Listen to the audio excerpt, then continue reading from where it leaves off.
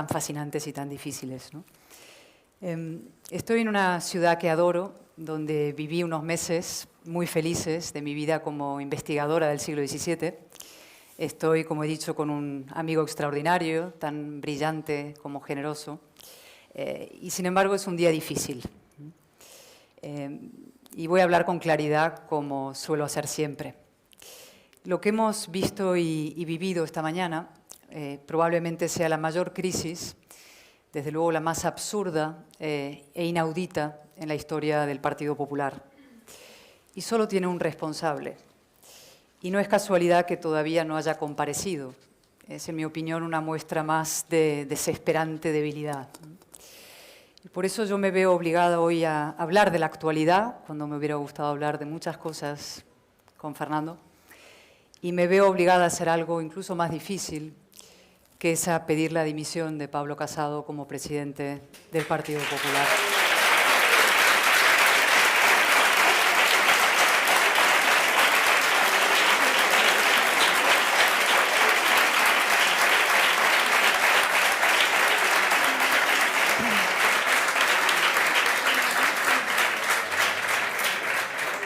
Y voy a explicar por qué. Hay pocas cosas más, digamos, humillantes y desagradables que decir yo ya lo dije, ¿no? Pero qué remedio, ¿no? Yo estoy hoy aquí para presentar un libro que efectivamente ya lo dice. Ese libro no se titula Políticamente indeseable por casualidad. Es un libro que denuncia una manera triste, sucia, profundamente degradante de entender y ejercer la política. Y es también, por oposición, y lo ha dicho Fernando, una reivindicación de una política distinta. Yo creo profundamente que la política deseable es posible, que el atroz espectáculo al que estamos asistiendo no forma parte inevitable de mi oficio, que el Partido Popular estaba y está llamado a ser una alternativa moral a la política indeseable que mejor que nadie representa a Pedro Sánchez. Esa alternativa moral no era esto, desde luego, lo que estamos viendo. En la primera entrevista tras mi destitución como portavoz, por cierto, con un ilustre y muy querido sevillano, con Carlos Herrera en la COPE, dije lo siguiente: yo daba por hecho los ataques de la izquierda y del nacionalismo. Lo que nunca me esperé es que esos ataques vinieran también desde dentro del Partido Popular. Y no desde cualquier lugar del PP, desde luego no desde la bancada del Congreso, mis compañeros, ni mucho menos desde sus militantes, a los que honro y agradezco su emocionante apoyo todos estos años. Esos ataques venían desde la propia dirección del partido. Eso que los periodistas llaman o llamamos, yo también lo he sido, Génova, pero que tiene nombres y apellidos. Teodoro García Egea, desde luego, pero también Pablo Casado, el hombre que me pidió volver al Partido Popular y que luego permitió, es decir, presidió, una operación de acoso, de derribo, contra mi persona y mis colaboradores. En el libro hablo de ese proceso y de esas prácticas indeseables con detalle. Hablo de la sistemática filtración de infundios y falsedades a periodistas amigos con el objetivo de desacreditarme. Hay una escena especialmente grotesca en el Hotel Wellington. Hablo de la campaña de acoso emprendida para limitar, hasta el ridículo, mi margen de maniobra como portavoz. Hablo de un patético episodio de espionaje protagonizado por la mano derecha de García Egea en el grupo parlamentario. Hablo, por tanto, de una manera pueril, despótica y destructiva de ejercer la autoridad en el partido y en el grupo parlamentario, tratando a los diputados como menores de edad, dividiéndoles entre nuestros y ajenos, sumisos o desleales. Cuento con detalle mi conversación con Pablo Casado, advirtiéndole de que estas prácticas a quien de verdad estaban perjudicando, no solo a mí, y gravemente, era al gran Partido Popular y a sus propias posibilidades de llegar a la Moncloa.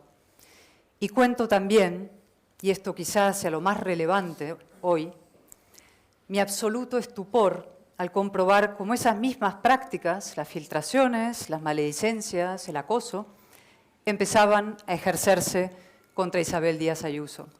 el valor más sólido que tiene el Partido Popular, la mujer que con su impresionante victoria en Madrid nos devolvió a los militantes y votantes del Partido Popular la esperanza de derrotar a Pedro Sánchez.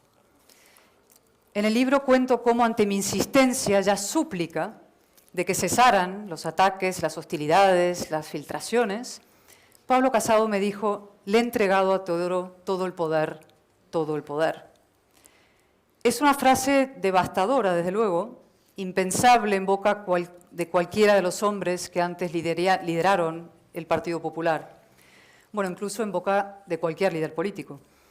Pero precisamente por eso no puede ser tomada al pie de la letra. Yo no lo hice. Lo cuento también en el libro.